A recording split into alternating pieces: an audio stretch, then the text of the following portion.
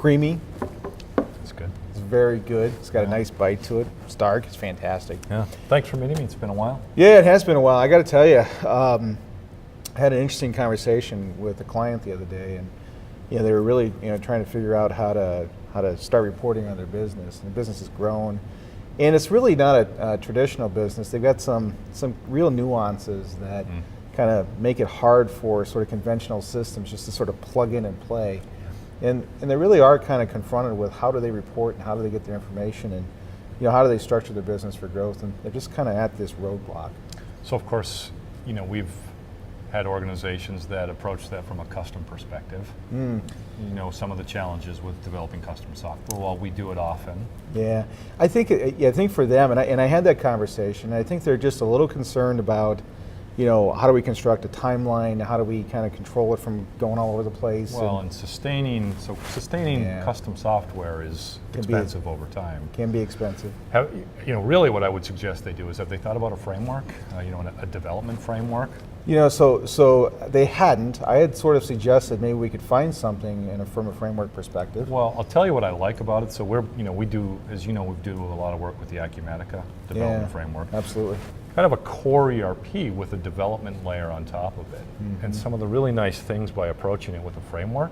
First, you have that layer of adaptability. Oh, yeah, can I? Yep, here, go ahead. Yep. So by investing in a framework that's adaptable, we certainly have the ability to tailor the product to meet that unique business needs. So things like the user interface layer, business logic layer, system integration layer, so other systems they integrate with. So the first thing we focus on is just how do we adapt the software to meet their business needs. But when we do that, we always want to keep in mind what I call sustainability. Yep. So there's keys when you start looking at sustainability. Things like, when you invest in a custom software investment, you're often thinking about the business logic. You're rarely thinking about the things that are required to sustain that software. Across generations, right? Yeah, so by that I mean, well, what's our device independent strategy? Right, that's a great point. Can we run it on an iPad or a Surface tablet? Can we run it on our phone? Certainly we run it on our desktops. People rarely think about how we sustain software by the evolution of devices over time. Yeah. Security. What's the security strategy? A mobility strategy, a search and reporting strategy. And all of these things kind of upgrade over time as technologies evolve if you're using a base framework, right? So that's the great thing with a framework. We inherit all of those features of software That's a great word, inherit, yeah. Yeah. Excellent. And then the last thing I'd look for whenever you start looking at a framework is how familiar is that framework? So the familiarity of the tool set. Acumatica, XRP development framework, .NET. So, so a lot of people can work on it. Primarily C# code. Yep.